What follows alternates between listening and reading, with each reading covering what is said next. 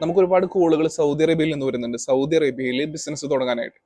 Saudi അറേബ്യയിൽ business തുടങ്ങാൻ ഒരാൾക്ക് 100% എക്സ്പാറ്റ്സിന് ഓണർഷിപ്പ് ലഭിക്കില്ല. അതുകൊണ്ട് തന്നെ പല ആളുകളും UAE മെയിൻ ലാൻഡോ ഫ്രീ സോണോ ബിസിനസ് തുടങ്ങിയതിനു ശേഷം അവിടെ സബ്സിഡറി ലൈസൻസ് ആയിട്ട് നമ്മുടെ UAE ലൈസൻസ് യൂസ് ചെയ്യുന്നുണ്ട്. അപ്പൊ UAE ലൈസൻസ് നമുക്ക് തുടങ്ങാനായിട്ട് എല്ലാവർക്കും അറിയാം എന്തൊക്കെ കാര്യങ്ങളാണ് എന്നുള്ളത്. പിന്നെ അതിന്റെ കൂടെ തന്നെ നമുക്ക് ഈ സബ്സിഡറി ലൈസൻസ് സൗദിയിലേക്ക് കൊണ്ടുപോകണമെന്നുണ്ടെങ്കിൽ നമുക്ക് വേണ്ട ഡോക്യുമെന്റേഷൻ എന്ന് പറഞ്ഞു കഴിഞ്ഞാൽ ഫസ്റ്റ് ആയിട്ട് വേണ്ടത് 4 അറ്റസ്റ്റേഷൻ ആണ്. നമ്മളിപ്പോൾ ഒരു ലൈസൻസ് തുടങ്ങി അതിൽ നമ്മൾ എന്ത് ചെയ്യണം?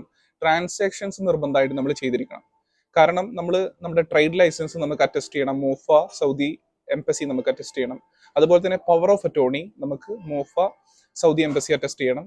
അതുപോലെ തന്നെ നമുക്ക് memorandum of association മോഫ Saudi embassy attest ചെയ്യണം. അതിന്റെ കൂടെ തന്നെ ഏറ്റവും ഇമ്പോർട്ടൻ്റ് ആയിട്ടുള്ള കാര്യം ഓഡിറ്റ് റിപ്പോർട്ടാണ്. നമ്മൾ മിനിമം ഒരു 1 ഇയർ എങ്കിലും അല്ലെങ്കിൽ ഒരു 150,000 എങ്കിലും ട്രാൻസാക്ഷൻ നമ്മൾ നിർബന്ധമായിട്ടും നമ്മുടെ ഓഡിറ്റ് റിപ്പോർട്ടിൽ ഉണ്ടായിരിക്കണം. എങ്കിൽ മാത്രമാണ് നമുക്ക് അവിടെ മീസ അപ്രൂവൽ നമുക്ക് ലഭിക്കുള്ളൂ.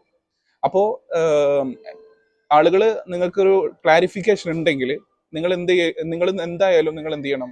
ട്രാൻസാക്ഷൻസ് നിർബന്ധമായിട്ടും നിങ്ങളുടെ UAE ലൈസൻസ് തുടങ്ങിയതിന് ശേഷം ചെയ്തിരിക്കണം. നിങ്ങൾ ലൈസൻസ് എടുത്തിട്ട് അപ്പം തന്നെ നമുക്ക് സൗദിയിൽ ബ്രാഞ്ച് തുടങ്ങാൻ കഴിയില്ല. കാരണം നമുക്ക് അപ്രൂവൽ ലഭിക്കില്ല. അപ്പോൾ ഈ ഒരു ഇൻഫർമേഷൻ എല്ലാവരും അറിഞ്ഞിരിക്കേണ്ടതാണ്. Thank you.